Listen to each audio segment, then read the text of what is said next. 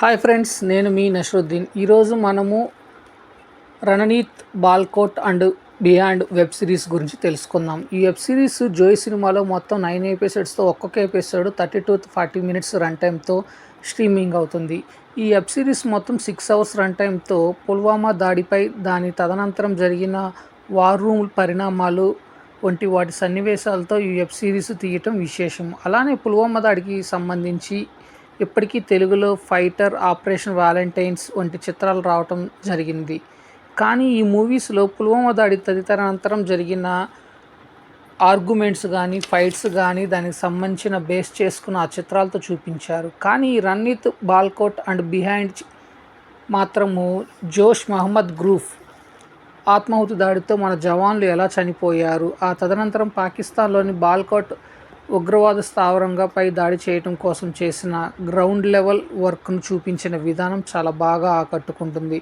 మరియు దేశ ప్రజల ఆలోచనను మరియు ఉగ్రవాదుల దాడులపై చర్యలను, దేశ రాజకీయ నాయకుల యొక్క ఆలోచన విధానంను చాలా చక్కగా ఎవరు ఎలా థింక్ చేస్తారు. అలానే భారతదేశం అంటే శాంతికి మారుపేరు అనుకునే వారికి మన దేశ సమగ్రతను కోసం అనుక్షణం ఆలోచించే దేశ భద్రతా అధికారుల యొక్క ఆలోచన శైలి, అందులోనూ యుద్ధంకు దారి తీయకుండా మనపై దాడిని ప్రతిఘటిస్తూ ప్రతిదాడి చేయడం కోసం చేసే పన్నాహాలు, వారి ఆలోచన చాలా చక్కగా బాగా చూపించారు. ముఖ్యంగా ఎయిర్ ఫైట్ అండ్ బాల్కోట్పై జరిగే దాడి సంబంధించిన సీన్స్ చాలా బాగా విజువల్ వండర్గా చూపించడం విశేషం. అలానే దేశ సమగ్రత కోసము శత్రు దేశాలతో సీక్రెట్ ఏజెంట్లను ఎలా జీవిస్తారు, వారు పడే అవస్థలు, వారు తీరును చాలా స్పష్టంగా చూపించడం బాగుంటుంది.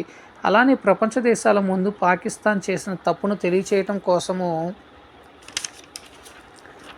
దానికోసం ఎవిడెన్స్ కలెక్ట్ చేసే సన్నివేశాలు మరియు ప్రపంచ దేశాల న్యాయస్థానం ముందు పాకిస్తాన్ నిజ స్వరూపాన్ని తెలియచేసే సన్నివేశాలు బాగుంటాయి.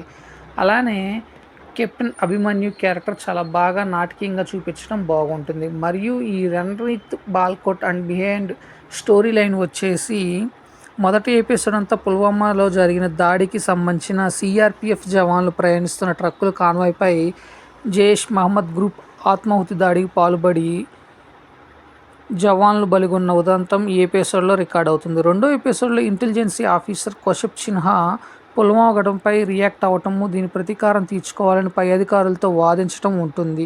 ఇక్కడ నుంచి పాక్లోని బాల్కోట్లోని జైష్ మహమ్మద్ శిబిరాలపై అత్యంత శక్తివంతమైన వైమానిక దాడులు వ్యూహాన్ని రచించడం కోసం వార్ రూమ్ డ్రామా ఉంటుంది. బాల్కోట్పై వైమానిక దాడులకు సైన్యంతో పాటు వైమానిక దళం ఎలా పక్కగా ప్లాన్ చేసుకుందనేదే ఇక్కడ గ్రిప్ స్టోరీ. ఒక పవర్ బ్రోకర్ మనీషా ఇంటర్నెట్ సహాయంతో సరిహద్దుల్లో ఉన్న శత్రు బలగాలను ఎలా మోసగించాలో ప్లాన్ చేస్తుంది. అటు Pakistan intelligence officer India reaction గురించి అధికారులతో ఊహాగానాలు చేస్తూ ఉంటాడు. ఈ 3 ఎపిసోడ్స్ నుంచి బాల్కోట్పై వైమానిక దాడులు తదనంతరం పరిణామాలపై ఈ కథ ఉంటుంది.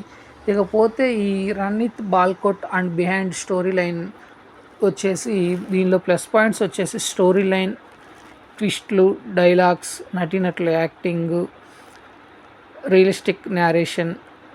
అట్లానే మైనస్ వచ్చేసి అక్కడక్కడ ల్యాక్స్ సన్నివేశాలు. థ్యాంక్ యూ ఫ్రెండ్స్, నేను మీ నషరుద్దీన్.